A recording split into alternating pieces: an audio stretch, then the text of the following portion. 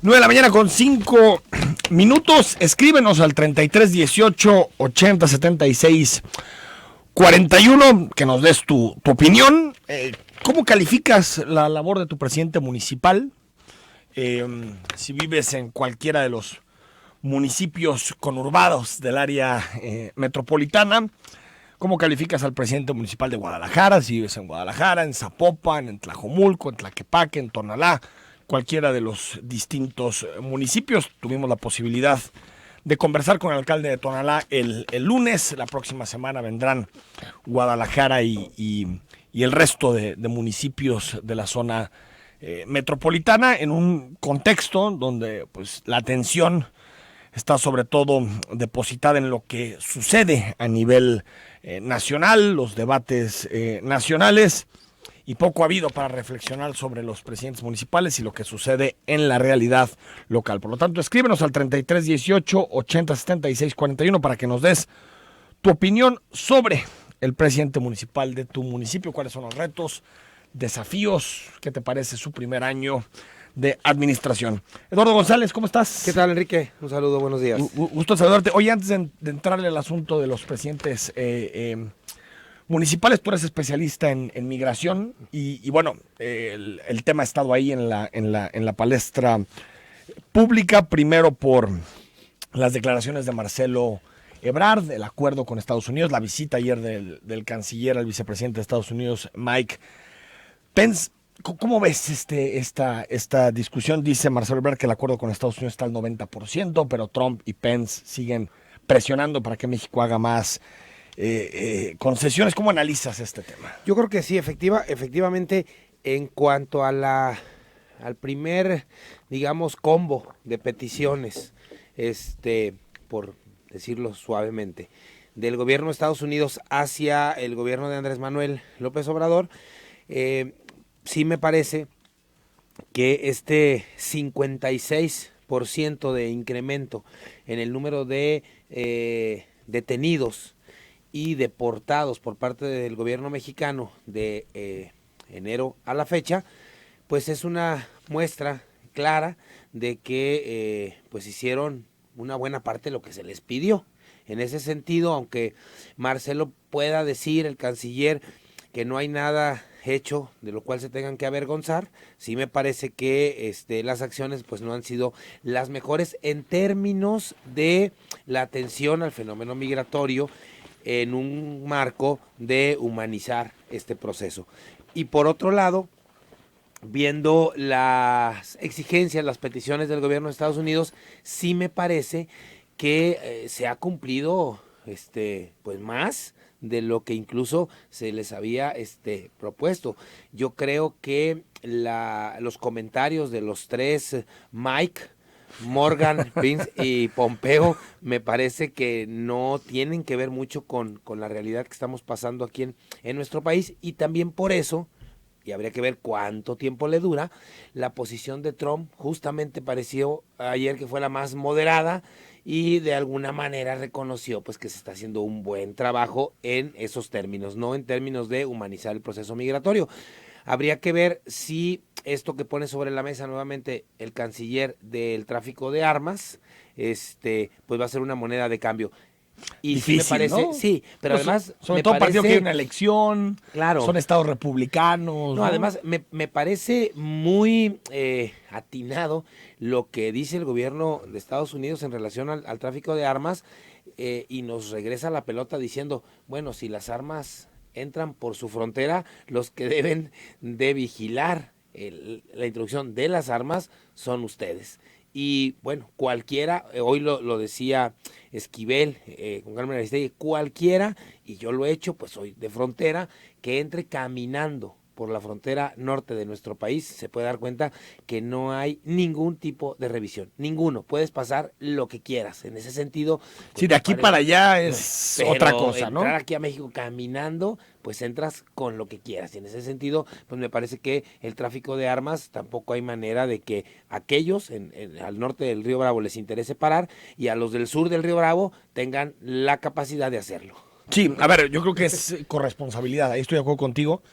Pero también es cierto que si Estados Unidos no tuviera esa permisividad para la venta de armas, para la aportación de armas, yo creo que no tendríamos la cantidad de armas que hay en territorio nacional. Y en el asunto, Eduardo, del acuerdo migratorio, sí, sí creo que de alguna forma México cumple este primer paquete de medidas, 90% decían, pero yo veo difícil que sea el punto final del acuerdo. Claro, por dos cosas. Una, porque mientras no haya condiciones para que en Centroamérica se detenga el flujo migratorio, pues eso no va a suceder y no podemos estar permanentemente con una política como la que se está llevando a cabo ahorita. Y por otro lado, históricamente hay que recordar que la Casa Blanca presiona hasta el límite y un poco más, no solamente a México, sino a todos los países de América Latina para que cumplan sus exigencias. Entonces, si alguien supone que cumpliendo este paquete la presión va a disminuir, me parece que va a ser todo lo contrario. Más bien irá subiendo la vara el gobierno de Donald Trump. ¿Pero cuál es el límite? ¿El tercer país seguro? O sea, hasta que México ahí se doble y diga, vamos a ser tercer país seguro de Estados Unidos. Yo creo que en términos de tercer país seguro, lo que en todo caso se podría estar exigiendo es que México discursivamente acepte que es un tercer país seguro, porque en la práctica lo está haciendo. En la práctica ya lo es. En la práctica estamos pues atendiendo a los centroamericanos que están esperando asilo en Estados Unidos en nuestro país. En la práctica México es un tercer país seguro, pero me parece que lo que hace falta, en todo caso, en la lógica de la Casa Blanca, es que México acepte ser un país, un tercer país. O sea, que lo diga discursivamente. Trump dobló al gobierno mexicano y ahora ya admite. Pero mientras eso no suceda, tampoco hay un documento en el cual se establezca legalmente que México está siendo un tercer país seguro. Sí, pero si están esperando su trámite en territorio nacional, de alguna forma. Ahora, si a un salvadoreño lo extraditan de Estados Unidos, lo detienen, ¿a dónde lo mandan? Bueno, si es extraditado, si es dentro de un proceso de extradición, directamente a Centroamérica. Pero si el salvadoreño toca la puerta y solicita asilo, mientras ese asilo se le da o no, lo regresan a una ciudad fronteriza mexicana a esperar la respuesta. Eso es justamente un tercer país seguro. Y ahorita sabemos cuántos miles de centroamericanos. Más o menos habrá unos 34,000 a lo largo de la frontera. ¿Que están sobre todo en qué ciudades? En Reynosa, en Matamoros y en Tijuana. Bueno, y hay una parte importante de cubanos en Ciudad Juárez. Entonces, esta declaración de hoy, nunca seremos tercer país seguro, es solo, más bien tendrían que haber dicho, nunca firmaremos un documento donde diga que oficialmente somos nunca lo aceptaremos en voz alta. Augusto Chacón, ¿cómo estás? Muy buenos días. Buenos días, Eduardo, buenos días, qué gusto estar con ustedes. Buenos días a todas, a todos. Oye, ayer hubo, antes de entrarle al asunto, Augusto, de los presidentes municipales que están en sus informes, ayer hubo un foro en el ITESO sobre la Villa Panamericana. No sé qué sensación tienen del debate que hubo ayer. Académicos, funcionarios públicos, estatales, municipales, pues más o menos quedamos en donde estábamos, ¿no? Yo creo que sí, bueno, tuvo la ventaja de haber escuchado en un mismo lugar las distintas versiones, y no solo académicos y activistas, gobierno del estado, sino dueños, un representante de 400 propietarios que también se manifestaron y dijeron, a nosotros sobre el decreto no nos preguntaron. Del Bajío, entonces. Del Bajío. El señor que estaba ahí, además, comprobó que en verdad era un propietario, dijo, pues, estará muy bien el decreto, pero nosotros no nos preguntaron, y quedó la duda, algo que se planteó ahí, ¿el decreto será suficiente o habrá amparos que terminen echándolo atrás? La postura del alcalde fue, si damos la habitabilidad, va a ser imposible detener a terceros que digan yo quiero lo mismo. Y ahí se quedó un poco así, es decir, no vimos una postura contundente hacia las villas, se centró sobre todo en la problemática del Bajío y lo que implica de impacto para toda la ciudad, ahorita y en el largo plazo. Ahora, la descartada la demolición, ¿no?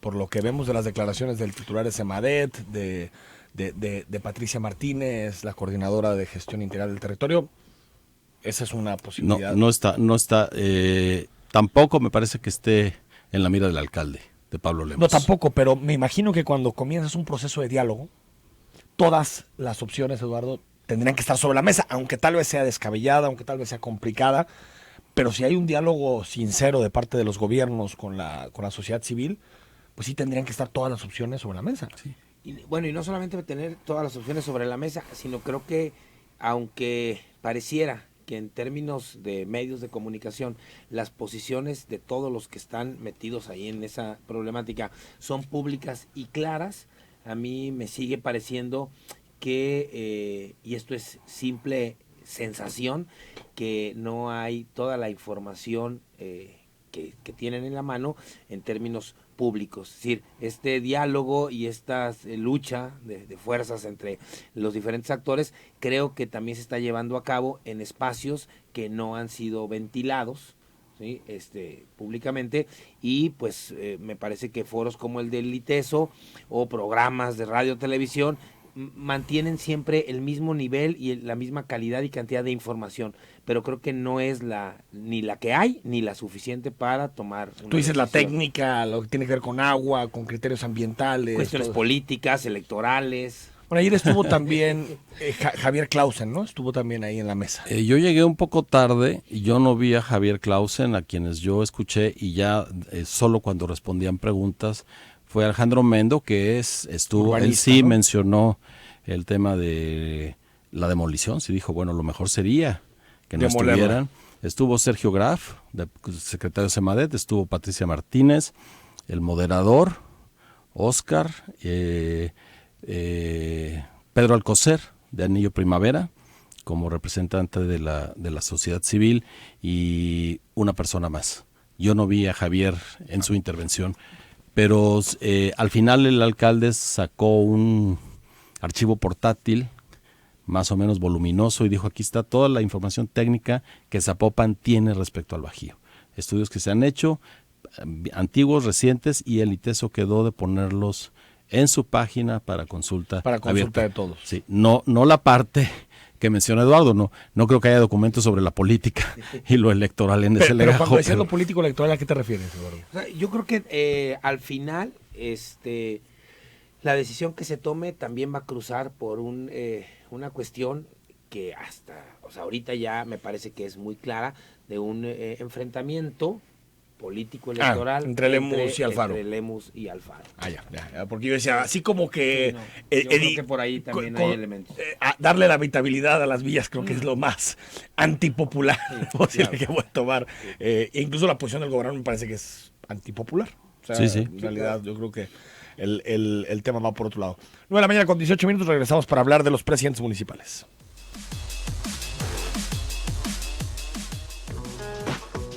Mantengámonos cerca. Línea WhatsApp. Con 22 minutos. Bueno, pues muchos temas, informes. El lunes fue Guadalajara, hoy es Zapopan, también Tlaquepaque, el sábado Tonalá. ¿Qué valoración podemos hacer en términos generales, Augusto, Eduardo? Ya podemos decir, 4 años de gobiernos de MC en la ciudad. Ya ha habido cambios en algunos nombres, particularmente Tonalá y Guadalajara, pero han sido 4 años de un proyecto político en la ciudad. ¿La ciudad es mejor que hace 4 años? ¿Podríamos decir eso o no? ¿O estamos peor que antes? Yo no creo que estemos peor, me parece que no hemos notado una rotura de la inercia previa, si lo ponemos así. La ciudad sigue degradándose en los espacios públicos, las calles y las banquetas siguen siendo un gran tema para la gente. Jalisco, como vamos, lo tiene muy medido. De la seguridad ni hablar. O sea, la tendencia se ha mantenido a la baja, es decir, estamos más inseguros. Algunos delitos de repente bajan, pero luego vuelven a subir y sobre todo no tenemos claro ese bajón a qué se debe. Generalmente tendemos a pensar que es más bien decisión de los criminales que acción de las autoridades. ¿No? Con el gobierno en Guadalajara, en Zapopan hemos visto un poco distinta la relación del gobierno con sus ciudadanos. De hecho, para nuestra medición, el municipio que más confía en la policía es el de Zapopan. Eso es histórico, ¿eh?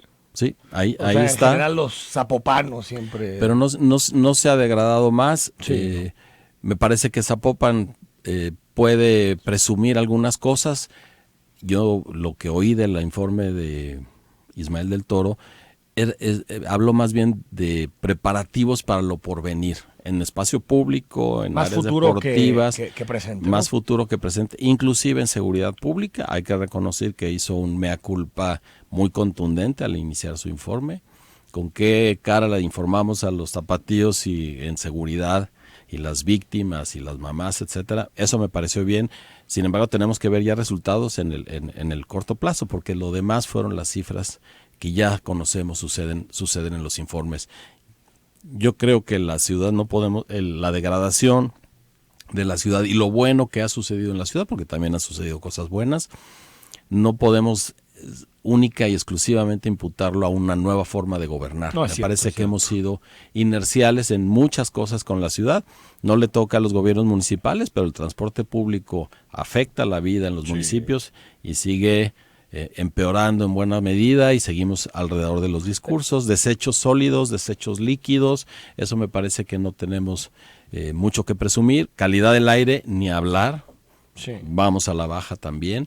Y ahí nos podemos seguir. A ver, yo creo que si revisamos los informes, Eduardo, podemos ver indicadores buenos, indicadores malos, pero digamos que no sé, me parece que caminamos en la ciudad sin rumbo. Es decir, como que de pronto un poquito mejor aquí, un poquito más acá, pero creo que Movimiento Ciudadano, que fue muy hábil para disputar la narrativa de la ciudad en su momento, de lo que suponían los cambios para la ciudad, qué tipo de ciudad debíamos tener, en este momento es como si se hubiera desdibujado. No tengo claro qué tipo de ciudad quiere Movimiento Ciudadano en 2, 3, 4, 5 años. Sí, justamente sobre esa parte me quisiera centrar en algunos comentarios. El primero es que me sigue pareciendo que ya es momento, y yo no lo veo, que se empiece a mirar y aprender con H intermedia, no la ciudad, sino un área metropolitana. Sí, como Yo tal. creo que está bien complicado que se hable de Zapopan, de Tlaquepaque, de Guadalajara. O sea, me parece que somos una zona muy grande, un área muy, muy grande, que ya es muy complicado pensarla en términos solo de una autoridad municipal. ¿Sí? Y si se piensa en eso, se generan desigualdades terribles. Sí, o sea, claro, por supuesto. El lunes platicaba con el presidente municipal de Tonalá. Tonalá tiene 1.300 millones de pesos de presupuesto. Una deuda de 1.800 millones que le han dejado gobiernos que han sido sátrapas durante muchísimo tiempo. Guadalajara capital, con menos problemas que Tonalá, tiene 10,000 millones de pesos de presupuesto. O sea, de entrada ahí hay ciudadanos que viven en Guadalajara de primera y otros de segunda. De entrada, ¿no? Por un lado. Luego, por otro, también, bueno, ¿qué tipo de área metropolitana queremos? Porque a mí me parece que, y lo repito yo constantemente, mientras no pasa nada, no sucede nada.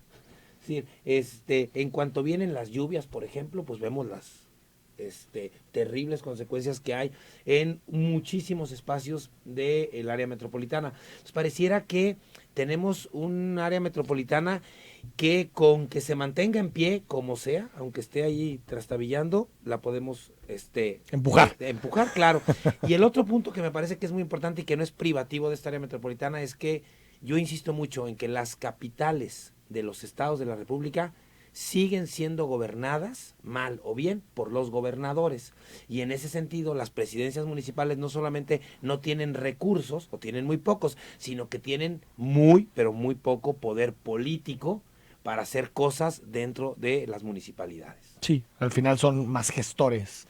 ¿Hay una idea de ciudad, Augusto? ¿Qué tipo de ciudad queremos en el futuro? No, yo no veo una ciudad de futuro, que tendría que pasar por lo que dice Eduardo, obligadamente, por concebirla como metrópoli, que no podemos seccionarla, decir de aquí para allá lo hacemos bien y de aquí para allá lo hacen muy mal. Todos habitamos, a final de cuentas, en algún momento del día en más de un municipio, no en uno solo. Yo no veo una idea de ciudad. Y cuando nos preguntan a los ciudadanos, tendemos a idealizar una ciudad del pasado. Lo que queremos es una Guadalajara como fue, los que la recordamos. Todo pasado fue mejor, ¿no? Sí, y hay muy poco que podamos decir respecto al futuro. Yo hace poquito pasé por Avenida Revolución, no había pasado en mucho tiempo, y vi la devastación que fue la línea 3. Increíble. Dije, esa huella para la ciudad va a ser terrible, va a ser una mancha del anterior sexenio federal y estatal, porque hicimos pedazos una zona que había tomado muchos años, décadas, construir arbolada con un tejido más o menos la gran funcionando. Unión entre Tlaquepaque y Guadalajara. Fue terrible. Y esa es la ciudad de futuro que tenemos, una línea 3 que vino a hacer pedazos la ciudad y que todavía no da resultados. No tenemos, creo, ¿Qué un plan necesitamos general en ese sentido, Augusto Eduardo? Porque, a ver, se trabajó en el POTMET en el trienio pasado, un plan de ordenamiento territorial que tuvo sus discusiones, sus debates, sobre todo entre una élite de académicos relacionados con el asunto de la ciudad. Creo que está el IMEPLAN fortalecido, es un IMEPLAN que ya va a tener más atribuciones, hasta de movilidad, atribuciones en materia de gestión de basura a futuro. ¿Hacia dónde tenemos que ir? ¿Hacia un modelo en donde haya una sola autoridad política? ¿Que haya un alcalde de toda la ciudad? Es decir, ¿cómo romper estas dinámicas? Porque el municipalismo sigue muy arraigado, lo vimos en los debates sobre la policía metropolitana, los municipios, entre comillas, ricos, no quieren ceder cosas a los municipios con más deficiencias como Tonalá del Salto. ¿Qué tiene que pasar para que construyamos un imaginario de ciudad cohesionado? Yo creo que tenemos que dividir ya la gestión de la ciudad del poder político. Los presidentes municipales actúan en función de los dividendos electorales o de los dividendos en capital político, y la gestión de la ciudad siempre queda en manos de políticos. Necesitamos, iba a decir gerentes de ciudad, pero creo que no es lo más apropiado, necesitamos quien maneje la ciudad y que permanezca. Administradores del territorio, que entienda los problemas de la basura, de la movilidad, inclusive de la seguridad, y que la autoridad política solo sea un gran jefe de Estado, pero no necesariamente jefe de gobierno, para ponerlo en esos términos. Creo que no tenemos administradores de la ciudad. Que sigue habiendo alcaldes, pero que hay una especie como de gestor. Como sucede ya en muchas ciudades del mundo. Pero no solamente una especie de gestor, sino creo que además de lo que bien apunta Augusto, de separar la parte de la administración de la ciudad con la actividad política, creo que es muy importante que estas dos figuras, si llegasen a presentarse, vean justamente esta zona como una sola área. Es decir, si nosotros, por ejemplo, revisamos en la prensa las discusiones que hay sobre un permiso para un nuevo desarrollo en Tlajomulco, por decir algo, pareciera que los únicos interesados en que eso sea adecuado es Tlajomulco y, en el mejor de los casos, el gobierno del estado. Pero Zapopan no mete las manos, Guadalajara no opina, Tlaquepaque tampoco, El Salto. Es decir, un desarrollo mal planeado en El Salto me afecta si yo vivo en Zapopan. Sí, y si yo vivo en Zapopan, algo que no funciona en Tlaquepaque termina repercutiéndome. Pero como seguimos viendo la ciudad totalmente fragmentada, que además me parece que es la muestra clara, la materialización clarísima del tejido social totalmente deshecho que tenemos en el área metropolitana. Sí, una señal que tuvimos en el informe de Ismael del Toro en Guadalajara es que él arrancó 2 aplausos, pero uno fue muy intenso cuando dijo: voy a recuperar los 92 mercados de la ciudad. Y la gente que estaba en la galería aplaudió, pero fuerte. Si los mercados todavía juegan un rol social, y justo lo que no hemos entendido con el arreglo político que tenemos para gestionar el territorio es que los cambios, para que de veras cuajen, necesitan cebarse en el tiempo. Si tú arreglas una unidad deportiva, la dejas muy bonito, y el siguiente presidente municipal no hace lo propio para que se mantenga, aquello se cae. Necesitamos intervenciones sociales de alguien que conozca la ciudad, que conozca a los usuarios de la ciudad y que permanezca en la administración y que tenga presupuesto, y que los alcaldes se encarguen de la seguridad, de la representación política, de unificar de llegar a los criterios, de que se gaste bien. ¿No? Pero los procesos en los barrios toman años. Ahí está el asunto, pero yo miré un paso previo. Si todavía no hay un consenso social sobre la Guadalajara que queremos, es difícil que los alcaldes la puedan implementar, por más que tengan las mejores intenciones, porque a mí me parece que seguimos queriendo la ciudad que tenemos, de coches, cotos, centros comerciales, sin espacios públicos, sin inversión. O sea, no noto que también de la ciudadanía hay una exigencia de, oigan, hay que cambiar nuestras ciudades, que así no podemos seguir viviendo. Es que pareciera que estos presidentes municipales, presidentas municipales, lo único a lo que aspiran es administrar un poquito la mejor crisis que los anteriores. Sí, coincido. De mejor manera que la anterior. Exacto. Con que la logre administrar es mejor. Que se acabó antes, bueno, hubo errores, corrupción, pero tal vez había distintos proyectos que nacían de la ciudadanía y que buscaban poner a Guadalajara en sus 500 años, en el 2060, debatirla. Ahorita me parece que nos conformamos con que los alcaldes eran un poquito mejor administradores que antes. Sí. Después de los sexenios de corrupción, trienios de corrupción, así como con que cuadren las cuentas, no gasten un poquito más, se acabó, ¿no? Sí, vemos este divorcio que mencionas, por ejemplo, en las ciclovías. Hay un sector de automovilistas que dice, no, porque me quitan tiempo, no nos podemos poner de acuerdo en algo tan sencillo. Y cuando lo dices, yo lo he dicho, a ver, en nombre del coche destruimos el ex convento del Carmen, destruimos el atrio de la catedral, destruimos el penal de Escobedo, destruimos todo lo que era Aranzazú y San Francisco, y nadie dijo nada. Ahora les quitamos un pequeño espacio para ciclistas y parece que la ciudad se hace pedazos, justo porque no tenemos una idea de una ciudad a futuro ni para qué debe servir. Mi postura es que la ciudad la vamos a recuperar cuadra por cuadra. Sí, porque contigo. Inclusive la noción manzana, quienes viven atrás de mí, claro, son unos absolutos desconocidos. Necesitamos empezar a imaginarnos por lo pronto de esquina a esquina y dialogarlo con los que tenemos cerca. Y por supuesto las autoridades, que para mí, por la crisis en la que estamos, punta de lanza de este acercamiento a las autoridades y los ciudadanos, debe ser la policía, pero junto con la policía detrás todos los servicios municipales que no están actuando. 9:35 al corte, seguimos platicando. Mándanos tu opinión sobre el presidente municipal y si consideras que nuestra ciudad, esta urbe de más de 5 millones de personas, tiene un proyecto claro y definido de futuro.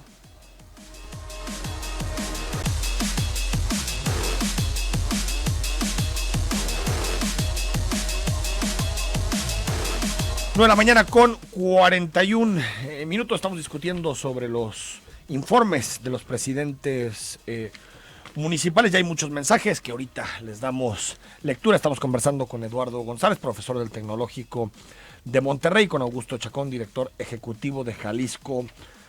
¿Cómo vamos? A ver, nos quedamos con el tema de la ciudad, el modelo de ciudad a futuro. ¿De dónde tendría que venir este planteamiento, Eduardo, de llamar o convocar, como le gusta decir a Augusto, digamos, una nueva discusión sobre la ciudad? Tiene que venir del gobierno del estado, tiene que venir de las universidades, tiene que venir es decir, ¿de dónde tiene que nacer la idea de un proyecto de futuro para Guadalajara? Pues yo creo que lo primero que tendríamos que decir es que tiene que nacer de las ganas de la gente, de la universidad, del gobierno del estado, de los gobiernos municipales. Yo a veces me cuesta trabajo suponer y aceptar que hay mucha gente pues que este modelo así caótico le sienta bien y pareciera... ¿Cómo nos acostumbramos? Claro, ¿no? Pareciera que cuando alguien de cualquier espacio dice, oye, ¿y si hacemos esto? ¿Y si cambiamos esto? Es imposible. Eso no se puede, eso va contra mis intereses, eso no tiene futuro. Y a mí me parece que el tiempo nos está comiendo y sí es necesario que se ponga sobre la mesa planteamientos novedosos en términos de movilidad, de vivienda, de seguridad, de abasto, de alimento a la ciudad. Yo creo que son asuntos que en el día a día a veces a la gente se nos olvida. Ahora, ahí está el planteamiento que surgió, fue portada del Informador el lunes, Augusto, de recuperar vivienda en el centro de nuestra ciudad, sí, de parte de Guadalajara, que también es un viejo debate de cómo se recuperan las primeras cuadras del centro histórico, para vivir, no solamente para trabajar, como sucede ahorita, ¿no? Sí, aprovechando que tienes ahí transporte masivo, decía el alcalde el lunes, perdemos 200,000 habitantes de Guadalajara. Y eso no, en términos de soledad podría significar mucho, pero sobre todo implica que tienes 200,000 contribuyentes menos para un municipio que es intensamente usado por quienes no pagan impuestos en él. Y que es inseguro, y que el costo del abandono es altísimo. Sí, yo creo que para imaginarnos la ciudad necesitamos primero la intervención de los gobiernos para imaginarse ellos, porque para los ciudadanos es más complejo. Digo, pensando en autoridades que de veras se apliquen, ¿qué es metropolitano de esta ciudad? Es decir, ¿qué no podemos dejar de pensar metropolitano? Desde ciertas vialidades, el transporte público, el agua, el manejo de los desechos, y después hay que ir a hacer los diagnósticos, y en eso Guadalajara tiene un buen avance en 13 barrios, lo que hemos visto, porque estamos colaborando, el conocimiento barrio por barrio, y que ahí digan qué quieren de ese barrio, pero que al mismo tiempo haya quien esté pensando en el todo, En el todo. No solamente en el barrio, en la unidad. Claro, que no tiene que ver con las vidas cotidianas de quien sale de su casa y va a la tienda de la esquina o va a la escuela a 2 cuadras. Eso te lo tienes que imaginar barrio por barrio. Lo otro es lo que no nos hemos podido imaginar.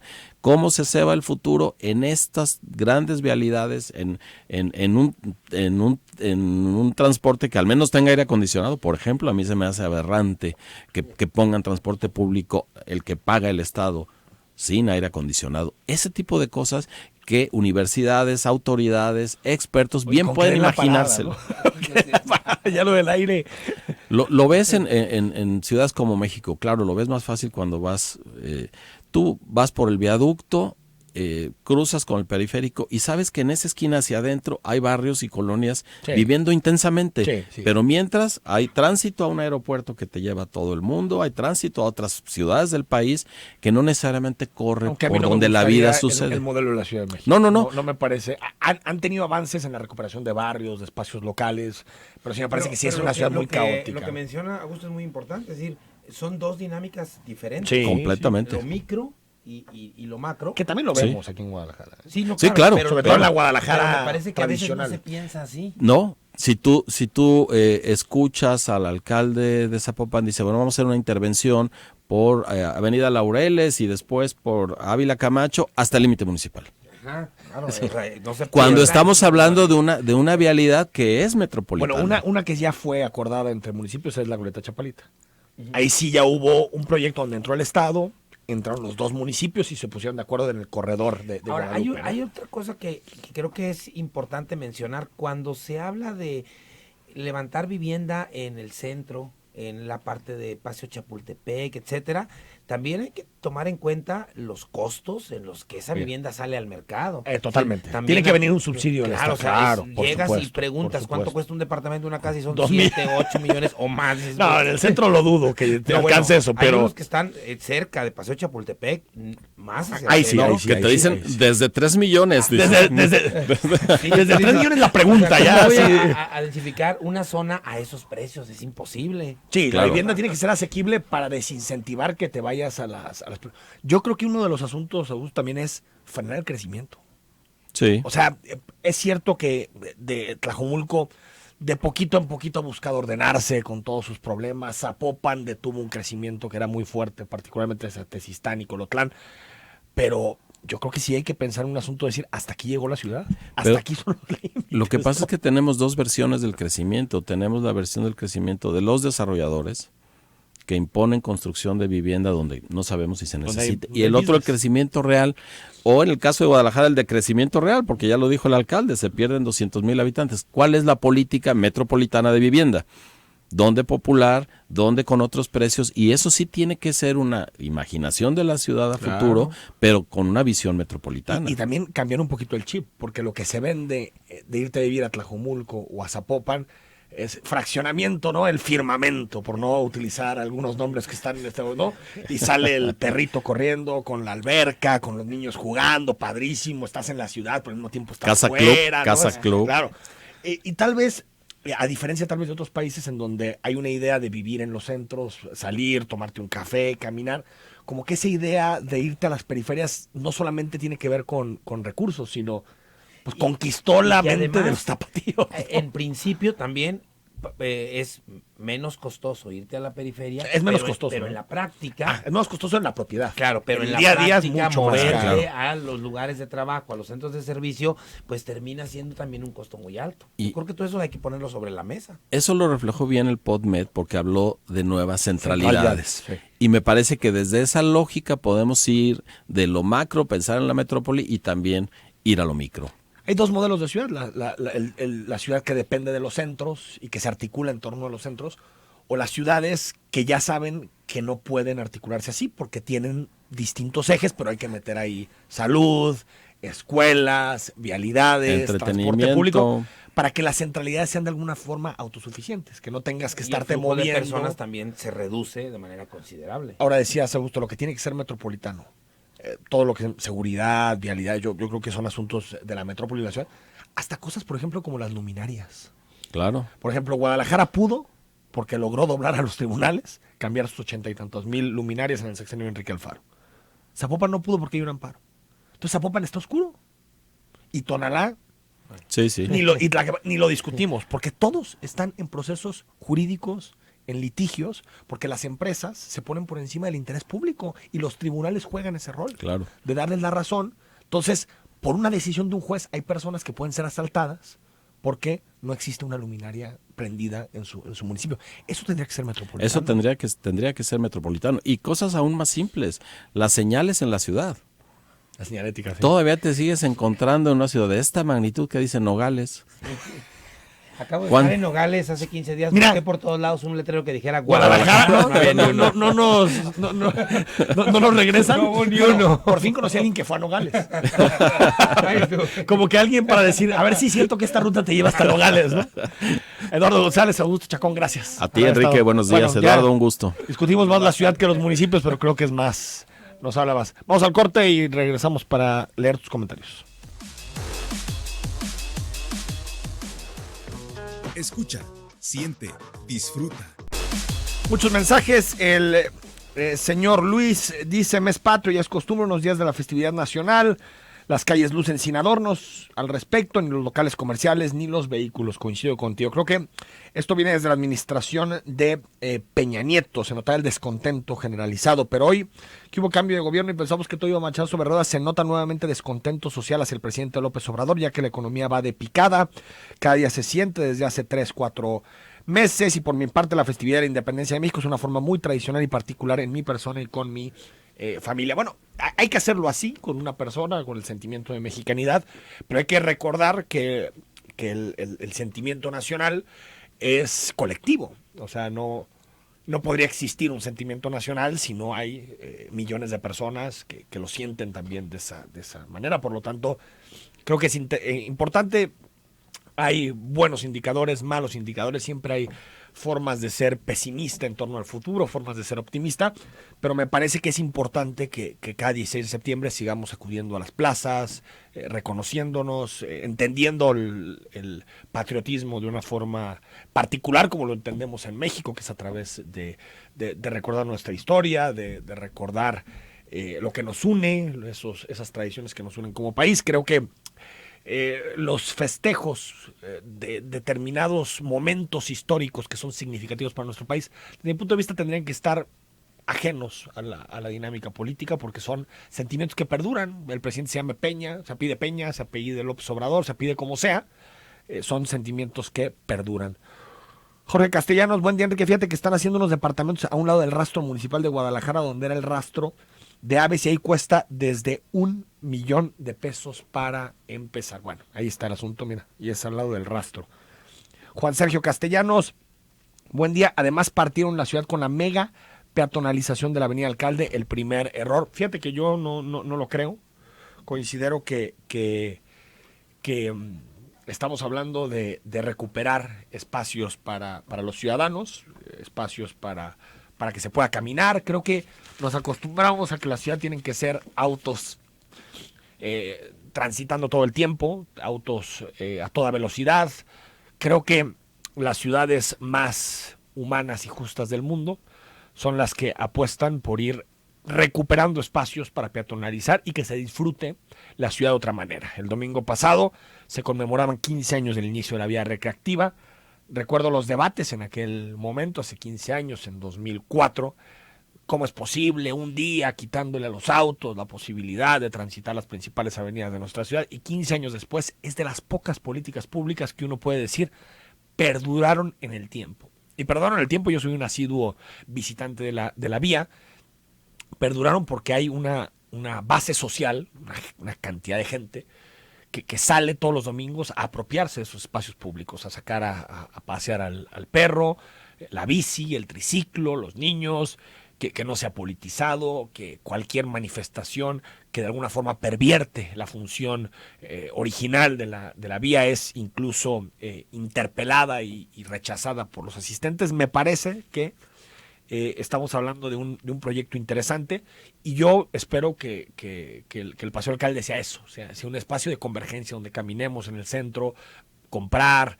comer. Yo prefiero eso que la la 16 de septiembre alcalde que llena de autobuses por todos lados, que es un peligro caminar, que es imposible con banquetas de 1 metro donde no cabemos.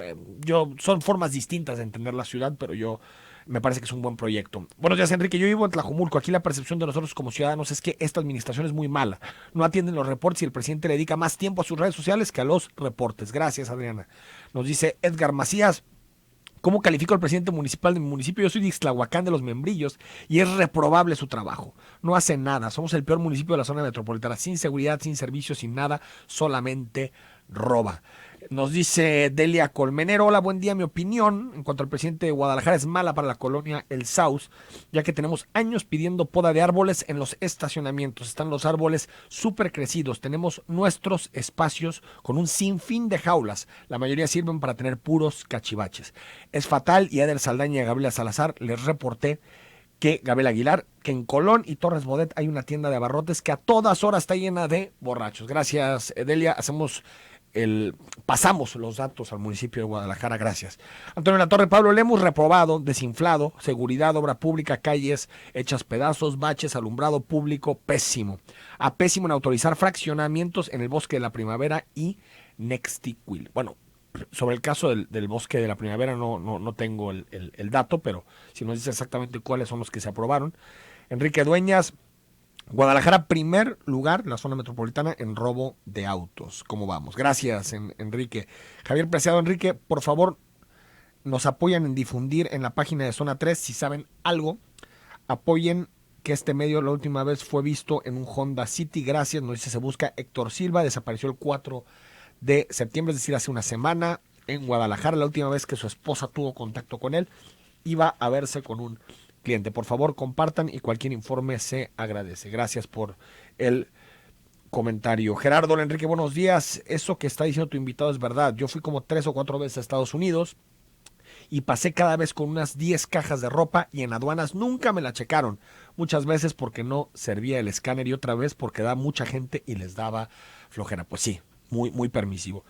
Fernando Reyes, Enrique, el día de ayer no leíste completo mi mensaje. Bueno, pues escribes larguísimo el mensaje, no puedo leerlo todo, pero le pasé el asunto de Atemajac, se la pasé a la doctora, la especialista en vectores, Fernando, pero tenemos que aprovechar el tiempo porque si no va a ser complejo leer los mensajes de todos. Marta González, para mí Ismael del Toro inexistente, no tenemos presidente municipal, no sé qué es peor, un mal presidente o uno fantasma. Para mí los gerentes y subgerentes, otra manera de gastar dinero sin ningún beneficio, gente sin poder y solo son unos mandaderos. Gracias por tus comentarios, hay muchísimos de evaluación sobre los presidentes municipales. Mañana seguimos analizando el tema y nos visita también el académico Jorge Rocha. Soy Enrique Tucen y mañana a las 9 estamos de vuelta en Cara a Cara.